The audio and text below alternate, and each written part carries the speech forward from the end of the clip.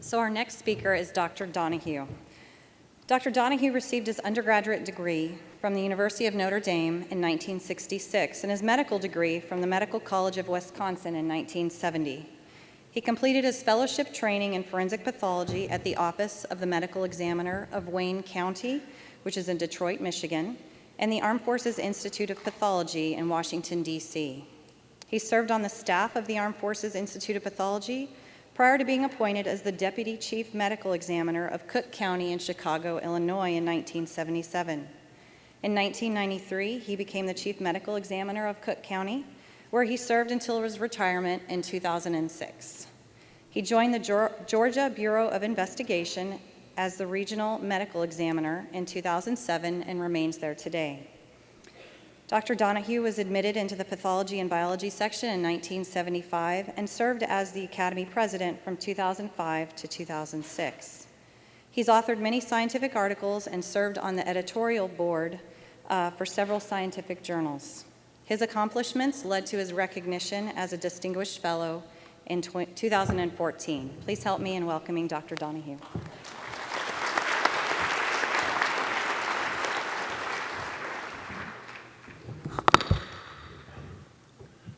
Madam President-elect, distinguished past presidents, esteemed colleagues, and visitors, I'm very happy to be here to talk to you about some of my experiences in the forensic sciences.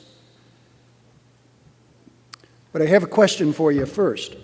And the question is, how is forensic science like professional football? And the answer is, you are always one play away from a career-ending injury. And it's a precarious environment to work in. Well, I honestly have to say that my presidency wasn't troubled with a lot of issues. I had a relatively quiet year, but there were two issues that came up. The first was that the Journal of Forensic Sciences published an article, the essence of which was that questioned documents had no scientific basis. And of course, the members of the question document section were very upset about this. I would get calls from people in the question documents section and wanted something done about this. Well, I didn't come to this problem unprepared. For about 25 years, I've served in the AMA House of Delegates, and there was a time when the editor of the Journal of the American Medical Association who was a forensic pathologist, Dr. George Lundberg, was publishing articles that many of the AMA members felt were not in their best interest, and they resented having to pay membership dues to support that journal. And there would come forth a resolution in the House of Delegates to to fire Dr. Lundberg as the editor of the journal. But we all realized that you've got to preserve the editorial freedom. So Dr. Lundberg wasn't fired until a little bit later. So what we did is we put the issue on the agenda for the board meeting. And when the representative from Question Documents came, I said, what I want you to do is make a motion. And if I have an interest in parliamentary procedure. I was delighted to see that Ken Fields mentioned Kurt Dabowski's interest in parliamentary procedure, because once a motion's on the floor, it frames the issue and it frames the discussion. And I can't remember exactly what the motion was, but they either wanted us to censure the editor or to fire the editor. Well, you know, everybody in that room sitting around the table not only was reader of the Journal of Forensic Sciences, they also had their own specialty journals. And they all understood about editorial freedom. So the discussion went on, and when the discussion ended, we took a vote, the motion failed, and the issue was disposed of and had a hearing. The second issue that came up was I was contacted by National Public Radio, by John McKesney, about the death of an Iraqi insurgent by the name of Mandel al-Jamali.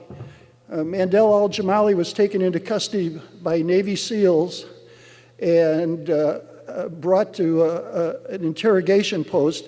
His arms were put behind his back, and they were handcuffed to the bars on the windows.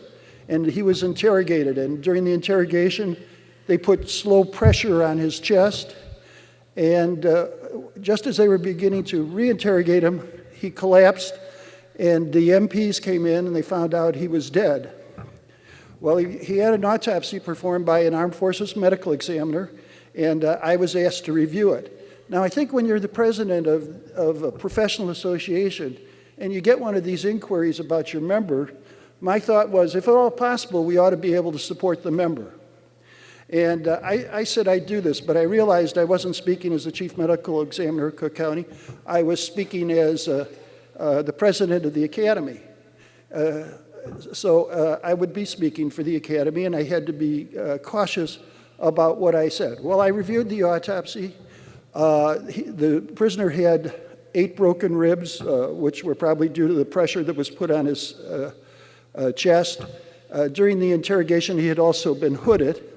And the military pathologist had said that this was asphyxia and had ruled the death as a homicide. And I said, I have to concur, and I said the autopsy was well done, and that seemed to end the issue. Now, when in 1974, I went on active duty with the United States Navy, and I had a relative who was a naval aviator during World War II. And he says, come here, I want to give you some advice for getting along in the Navy. And here was his advice. Number 1 was don't make waves. Number 2 was avoid midair collisions. Midair collisions are particularly bad for pilots because whether you're responsible for the accident or not, you may die. And the third was be nice to the admiral's wife. Now you're probably wondering about that one, and we'll explain. All right, what kind of things are making waves? Well, one of them is seeking public attention if you're a forensic scientist, or releasing information about the deaths of prominent people, especially in the investigative phase. Recently we became aware of a suicide case where the person was rather prominent and was connected to the power structures in an area, and the case was immediately signed out as suicide. And I said, you know, it probably would have been a good idea to sign that case out as pending, and then after things cooled off, to release the death certificate that said suicide. Okay, another good way to make waves is start to speak on matters outside your expertise. This is, as we all know, as forensic scientists, is a very, very common way of getting into difficulty. What else? Well, transporting ideas from one jurisdiction to another. If you're hired in a new jurisdiction, you have to think carefully about the way things were done in the old jurisdiction you worked in and the way they're done in the new jurisdiction. And there's some ideas that just aren't transportable. Another thing is bringing change too rapidly.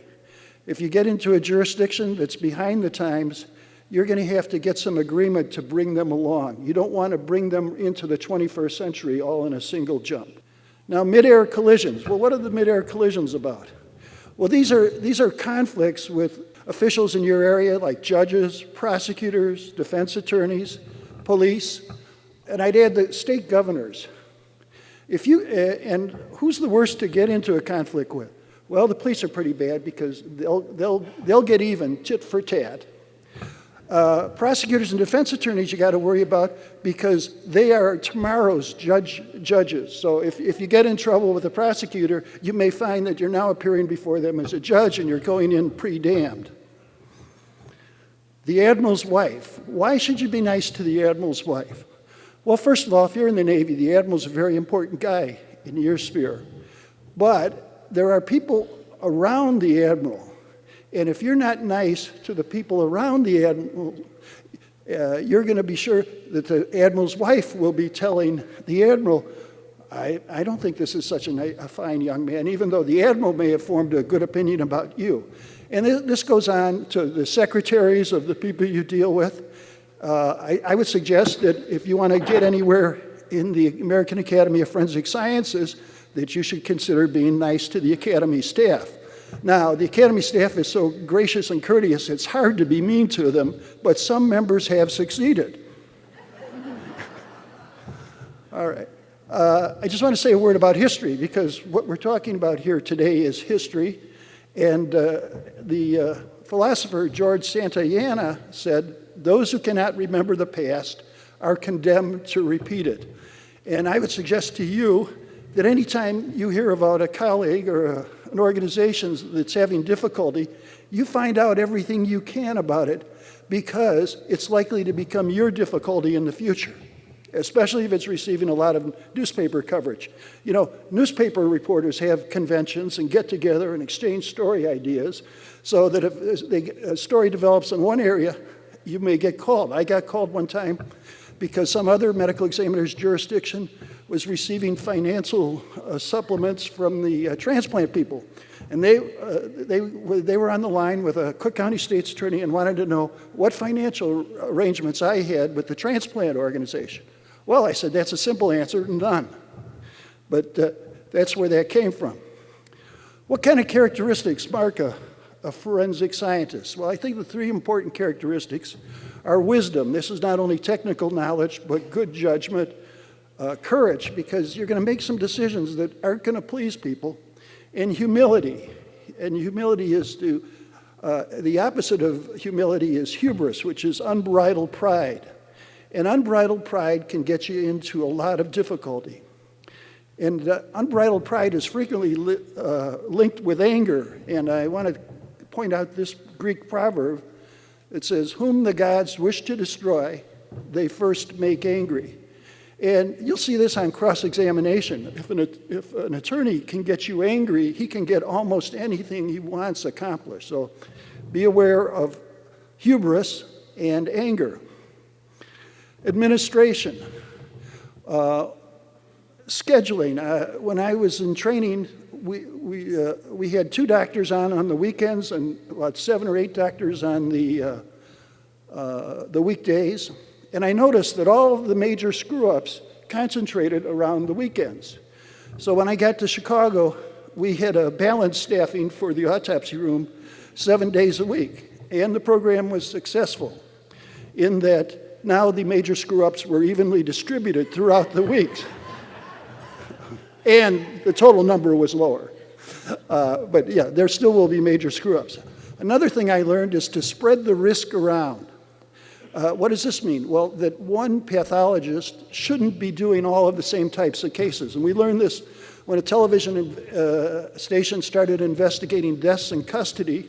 And Dr. Stein had done most of the cases. He was my superior. And when he was out of town, I did them. And I had about 3 of the deaths in custody. He had about 15. Well, I could actually go out and reinvestigate 3 deaths. But 15, he could not do. And so what you want is that all of the pathologists are doing all the same types of cases so that they can't come after just one of you. Other ways to get into difficulty. Disobeying the lawful orders of your superiors. This ought to be quite clear, but some people get fired and they're surprised. Use of government facilities and services for outside activities. Now we're kind of talking criminal matters. Circumventing budget and personnel procedures. Well, if you're a medical examiner, you would love to have your own funds to be able to hire your own people and to be able to purchase your own equipment. The only thing this is the prerogative of elected officials, both personnel and money. And if you get into that, you will find you'll have difficulty. Litigation. Well, fortunately, in Cook County, we didn't run into much litigation, but in some jurisdictions, they can litigate suicide cases. And I want to point out this quote from Abraham Lincoln, who was an attorney. He said, "Discourage litigation. Persuade your neighbors to compromise whenever you can. As a peacemaker, the lawyer has a superior opportunity of being a good man." And he also realized there will still be business enough. And the other one I think is interesting. This is an old gypsy curse, and it says, "May you be involved in a lawsuit in which you know you are right." Suggestions for success. Project normally. Now, this may surprise you, but in pathology, we deal with dead people, and people have a strange idea of what kind of a person we're going to be. This is their problem, it's not ours. But I would tell my trainees, do not cultivate eccentricity. Okay? Look normal. I took it as a great compliment, and many times people said, you look so normal, I can't believe you're a forensic pathologist. All right, tell the truth. We heard a previous speaker talking about that. Tell the truth. If you have a reputation for telling the truth, this may get you through difficulties that you couldn't get yourself out of anyway. Conduct yourself in a professional manner at all times. Treat your colleagues well. Socialize with your colleagues. Now, this is not a license to go out and become an alcoholic, but you should be talking to your colleagues. There's two ways of transmitting information in the academy. There's the formal courses and lecture sections, and then there's what goes on in the hallways. And I submit to you that you can learn equally from both. How do you earn recognition in the forensic sciences? And see, part of the problem about people seeking publicity is that they're really looking for recognition. Well, there's a healthy way to do that and a not so healthy way. The healthy way would be to come here to the American Academy of Forensic Sciences, to give papers, and I would also recommend that you get on committees.